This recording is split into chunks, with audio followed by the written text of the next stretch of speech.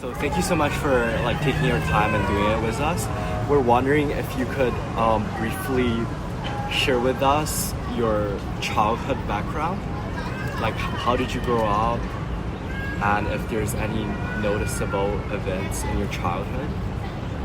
You understand? My childhood, every human being have a childhood, event. For me, my childhood was so, coming on as a little boy among my family people in a country like having a political problems, coming on during, from 1990, my country fought war, so my childhood was so little difficult coming on as a little boy, no family, you have to earn on your own about 13 years old, it's so hard, and before you see the age I'm at now, you understand, because after the war in my country, I traveled another country because I do not want to be killed or to fuel war, so I have to leave the country in other means, another family take me far away country. So you mentioned you were originally in a country and then you flee to another country to escape the war in your home country. So what then prompted you to come to Hong Kong after you've moved to that second country? What prompted me to come to Hong Kong is that, the family I was living with in my home place, it was adopted family, you understand? Yes, of course. And coming on as a boy family who adopt you, and you don't have so much control because you don't know all the family members, right? So after you growing up and some family member trying to show and introducing you, so my case of coming here is because of religion. Religion? Yeah. I'm a Christian back from my origin country, Liberia. Anyway, I already called it. I already identified where I'm from. But anyway, no problem. So, coming in other family, Muslim, now I'm Christian, coming to another family. Of course, not all the family members will really love you, welcome you. Other family members want you to join them, right? And you don't want to do it, then it's a problem. To have clashes, that's what made me to come here, because the family don't want to accept me. But when they see me growing up now, trying to visit churches in that country, so now there's no doubt, you have to identify with us, as in our family. So, so I told them, said, no, I cannot, so because I'm a Christian. So, so of course, the big problem, you understand? So the other family member advised me to leave and to come to find safety in another country. Oh, so you were born to a Christian family, and that's why you have like that Christian belief with you. And so when you decided that after your adopted family kind of asked you to leave, what made you come to Hong Kong specifically out of all the places? What made me come to Hong Kong specifically because I didn't come to Hong Kong direct. I went to China, mainland China. China, I went to Macau because I learned that Macau was speaking Portuguese. That's why I went to Macau, but I see that Macau, I cannot make it. I was looking for English country for me to improve my English too. So people told me Hong Kong was speaking English. So I found myself in Hong Kong. So when I got here, I have to seek asylum. All right. So you mentioned that while you were in Macau, you couldn't fit in. Was there like a particular reason why you couldn't fit in? Because there was a particular reason because Macau, they don't have a refugee system. They don't. So I cannot fit in there. Because that I'm running for prostitution. Yes. Right? So I went to Macau. I didn't. There's no asylum there. So in mainland China too, there's no. I don't know, but there was no asylum, so I came to Hong Kong. Right. So after you moved to Hong Kong, so you came alone to Hong Kong? Yeah. I would assume, yes. So how is the asylum seeking process like in Hong Kong? Can you briefly describe your asylum seeking process once you got to Hong Kong? Yeah, the asylum process in Hong Kong, it's okay, but a little slow during those days. But now, the process that come up, they accept some people, and then you feel many people, many, just few, maybe in 100, maybe 3%. I have a challenges because when you seek asylum in Hong Kong, from my own experience, they have to pull you in immigration person, and you give your passport, they hold your passport, they give you the immigration paper, so it's the process. So they have to take your...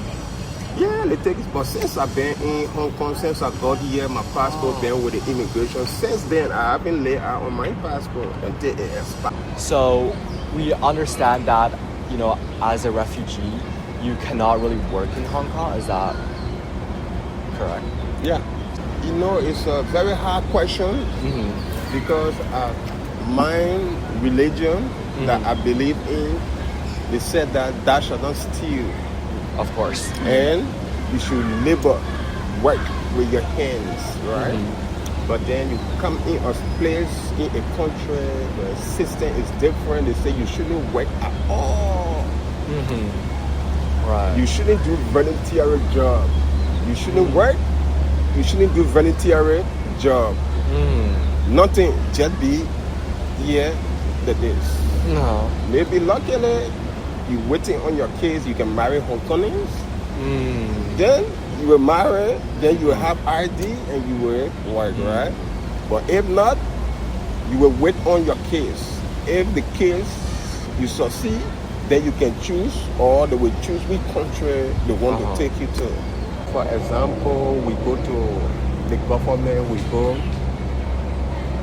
how they call it, ISS, the International Social Welfare Service.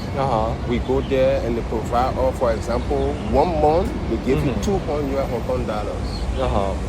1 month, 200 Hong Kong dollars.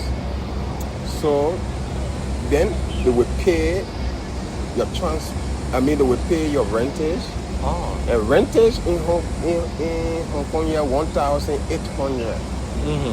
And we all know in Hong Kong there is no house for 1,800. Right?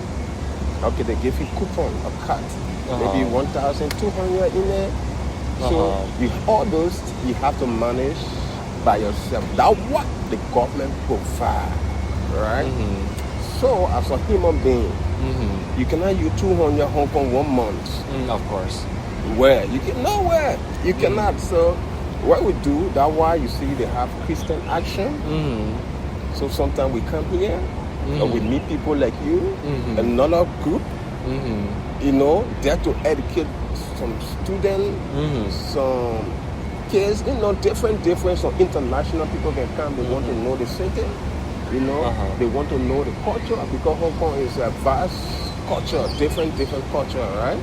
So sometimes when you do that, maybe from that good gesture, they want to help you, Sometimes they help you that day because different people come in, they want to see the place and they want to get some interview from refugees that live in Hong Kong. So that's how we survive.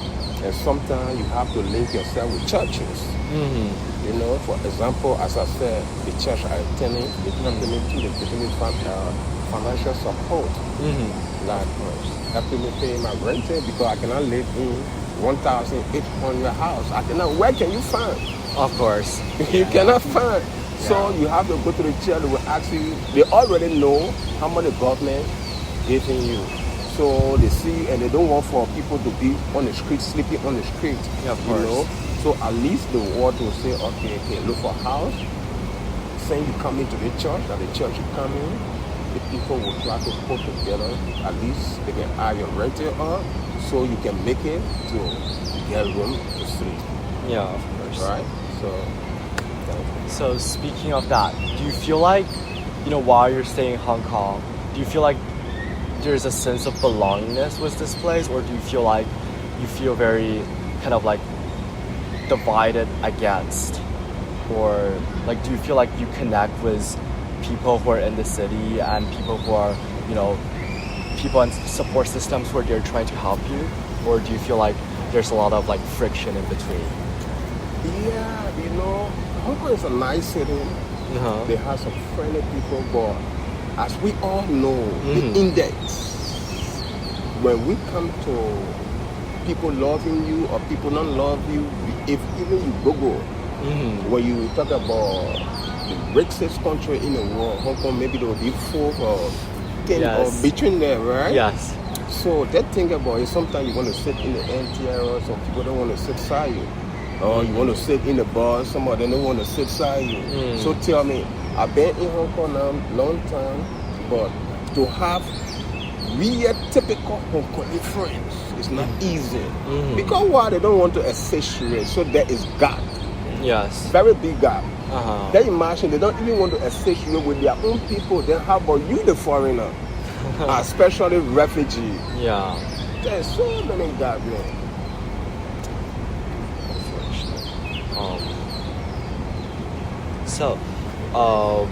Right. So you kind of mentioned this before about kind of your future plans. Do you mind discussing, you know, in more details with us? What are some of your plans for the future? Do you plan to stay in Hong Kong? Do you plan to move to another country where you would have the right to work and, you know, engage? Yeah, my future plan, as I said, I'm a Christian and I believe in the unseen, right? And the life, my belief is different from any other person belief. The life, I believe when my mother, when I was in my mother's home, I was just there before she gave birth, right? I came naked, nothing, right? So I came into the universe, and then I met this world, I met people, I met things in the world, and the rich people, they have it, and the other, they don't have, they're suffering, you know, but the richer, they get rich, and the poor get poorer, right? So my plan is to help people or street children, but how can I do it? It's very so meaningful. what I've tried to do, I just try to link myself with Christian action, try to learn some skill, you know, like a computer school, you know, and go to classes, you know, do 1 or 2 things, you know, as we are doing here now, you know. So this is the life. Me, I take the life how it comes. You know, for example, we saw COVID-19. There were no rich and poor. Even the rich people, they were crying, they themselves. And the poor people too were crying. You know, people want to talk to each other, but there's no way. Because why? The way they make the system. That why brought about COVID-19. Right? And even the COVID-19 was here. People, they say social distance. But we saw rich people in aircraft, in their own private jet, on yacht. There's no social distance. They are chilling, man. But we, the poor people, they love us. Social distance. And so, what I'm trying to say in summer, mine is to help this universe. Mine, I want to see the universe to be peaceful. No matter our problems, right? We have to dialogue. You know? So my problem, I want to help people like me from the street. You know, refugee. Because some of those people, parents die when they were teenagers. They just grow up on the street like me, as I said. You know? So that's my dream or my program, to help people from the street. Of course. At least to build school. Yes. You know, to take my brothers and sisters from the street in Africa, to educate them. Even though we have the riches, but when you don't have the knowledge, you cannot develop that riches, right? Knowledge is the riches. So I want to give children knowledge. The ones who don't have, the means. Yeah, of Even course. though myself I don't have, but the little I will want to share with them, Uh-huh. at least to show them how they can live the life when they're growing out, when they're growing up. You know, it would be one of the best things in my life to see another human being growing the way. At least the little knowledge that you share with them, Yeah. you know, it's something great. So, Right.